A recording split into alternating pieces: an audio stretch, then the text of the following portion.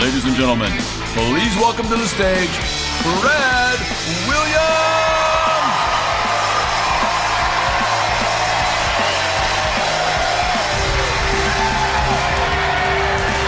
Welcome to Pegasus versus the World, where we take on challenges, comedy, trending topics, and some travel. City boy!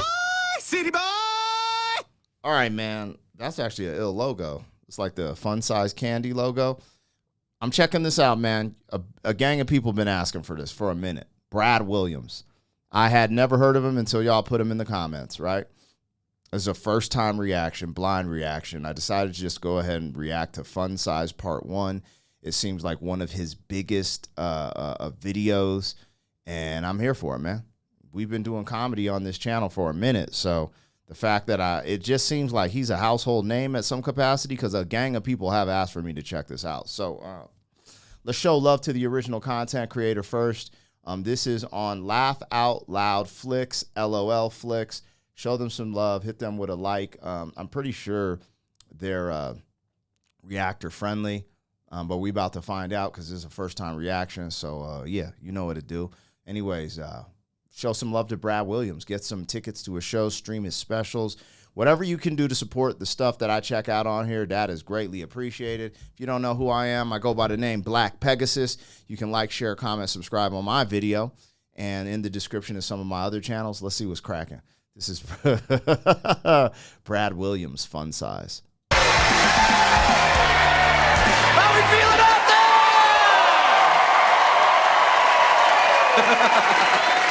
Hell yeah, you guys are happy. You guys are psyched. Of course you're happy. You know right now your story beats any one of your friends, no matter what the hell they're doing tonight. They'll call you up tomorrow. Should have hung out with us, man. We went out to a strip club. They had a one-armed stripper. She did a cartwheel. It was ridiculous. What kind of lame shit did you do? Oompa Loompa made me laugh. Fuck off. You win. Okay? Exactly. You're happy, but of course you're happy. You've got a little person in front of you right now. People are always happy when they see midgets. You can't help it. A lot of you don't know who I am, don't know what TV shows I've been on, but I walk on stage, you're like, this is gonna be good. You see? Yo, are you allowed to say midgets now? Can I say the M word? Damn, midget ass, midget, mother, my midnight midgets, man. Damn. I thought that was off the table, Brad. It's on the table, man. I praise the Lord. Holla. He a real one for that. Happy when they see midgets. You can't help it. A lot of you don't know who I am, don't know what TV shows I've been on, but I walk on stage, you're like, this is gonna be good. You see a midget, you're happy. You can't help it. No one's ever seen a midget and yelled out, well, now my day has gone to hell. That has not happened. He's on to something. You see this, you're smiling, you're laughing, you know it's a good shot, you got a parade and some candy coming your way. You're happy as hell. Doesn't matter. You can get fired from your job, find out your wife is blowing some other dude, you walk down the street, you see me, you're just... That's why we are not using midgets properly in this country. We have normal jobs. We should not have normal jobs. They should be giving midgets to cancer patients. How awesome would that be? Sorry, sir, discovered you have cancer. Damn it, here's your midget. Fuck yeah! Yo, he's kind of woofing, yo. Okay, Brad. All right, so this is, okay. I kind of like this, man. I kind of like this.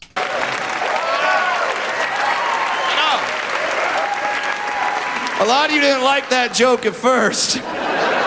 Then I finished it, you're like, we will absolutely support that charity. We will support that. We should do a 5K. We should do a 5K. They're dwarves. We should do a 2.5K. We should do a 2.5K. And that's true. I do make people happier.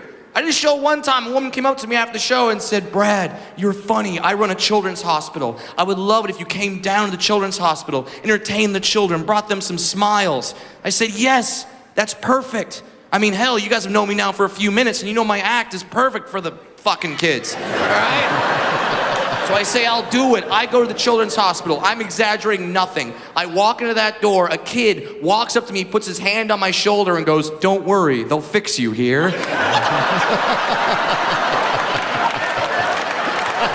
Apparently, you're not allowed to karate chop the sick kid, okay? You're not allowed to do that. Why did you, I'm there on my Saturday giving up my free time to help him. He's got to piss on my self-esteem? And it happened over and over again. I was walking around the hospital. There would be all these kids. I mean, God bless them. They'd be walking around, dragging their oxygen tanks behind them like that. Then they would look up and see me and go, "Jesus, glad I don't have that. Oh, my God, that would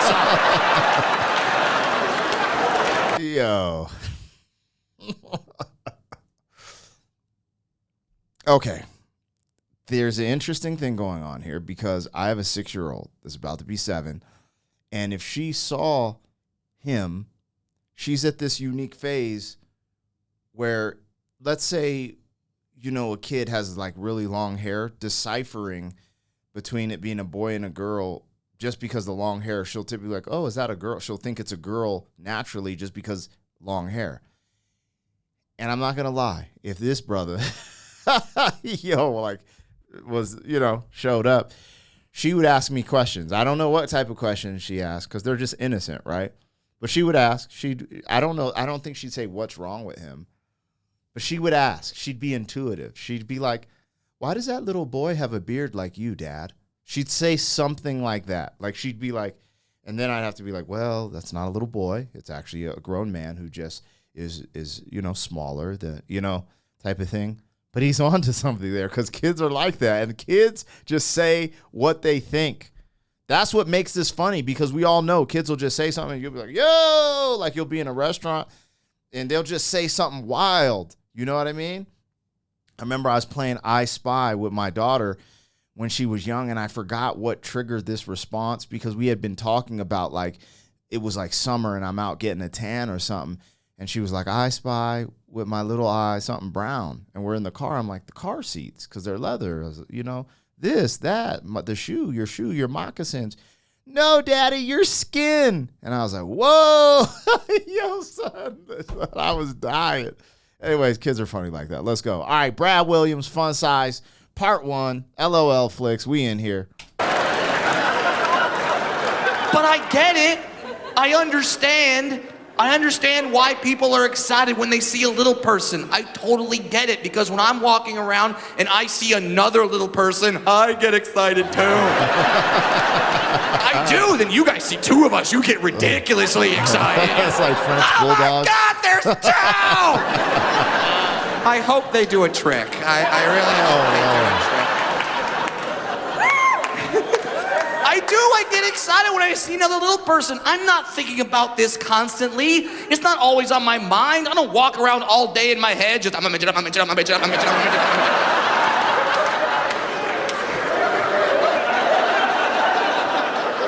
I know, if your life had a DVR, you would have all 30 seconds back right there.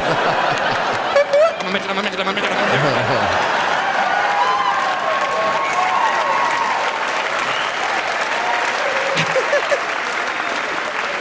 Get it. So, and when I'm walking around and I see a little person, I get happy. Now, if the other dwarf I see is a male, if I see a male little person, I get excited. But at the same time, I know I have to fight him. I don't know why that is. I don't want to fight him. He doesn't want to fight me. But we lock eyes. We're like, "It's go time." Like, why? Maybe dwarves are like Highlanders. Like, there could be only one. I don't know. What the hell?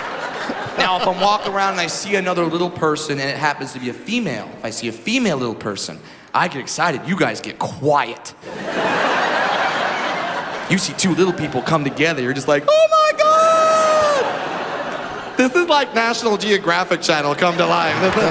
"Shh, don't say anything, you'll scare him. It's his mating season." Now, you would think that might offend me. It does not offend me. I'm going to fuck that female little person, okay?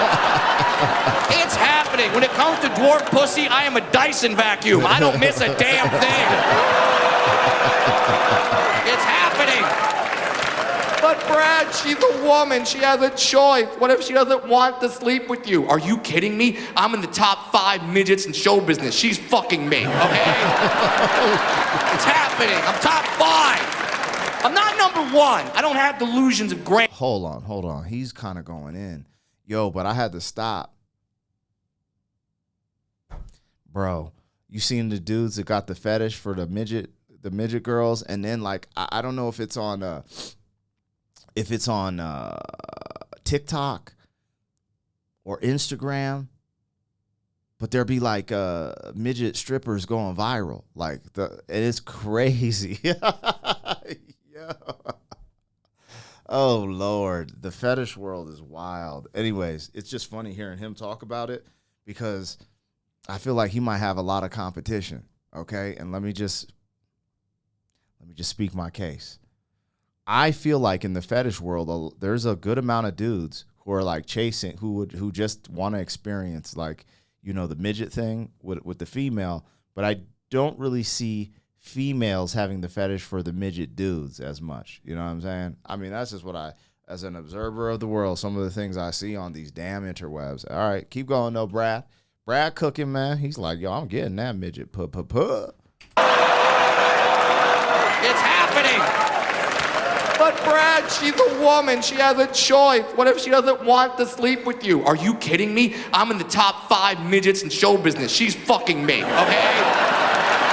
It's happening. I'm top 5. I'm not number 1. I don't have delusions of grandeur, okay? I know where I am, all right? Number 1, Peter Dinklage from Game of Thrones. I love that dude. Yeah, great show. Number 2 is this guy named Wee Man from Jackass. He's pretty cool.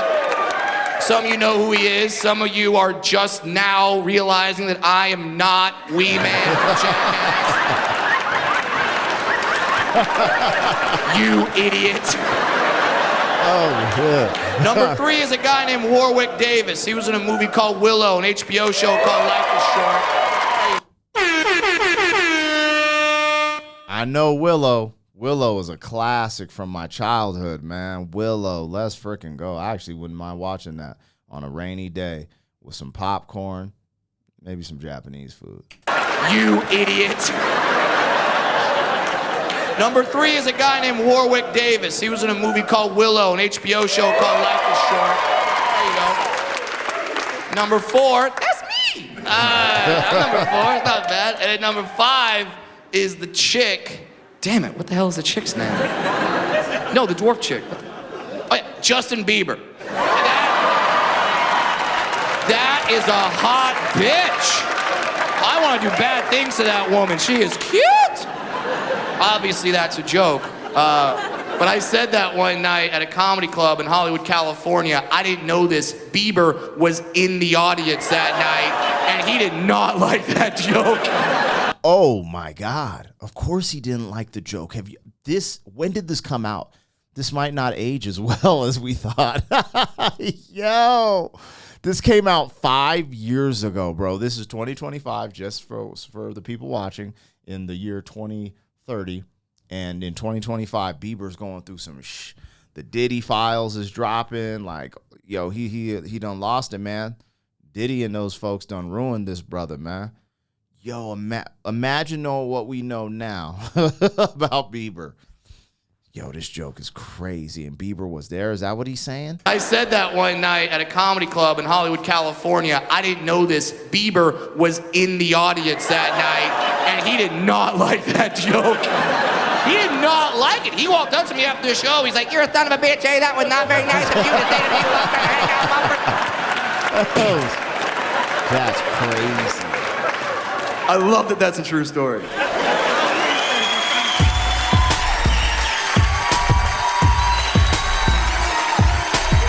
Yo, he hit me with a showstopper like that at the end. I'm laughing through the whole bit, and then he just went and hit me with the gut uppercut, bro. Cause yo, son. He's going through the whole bit self-deprecation style, right? It's kind of just poking fun at him being shorter, small person, boom baye, right? Then he ends it with like Bieber shorter than him, you know? And then he's like, I want to that little bit.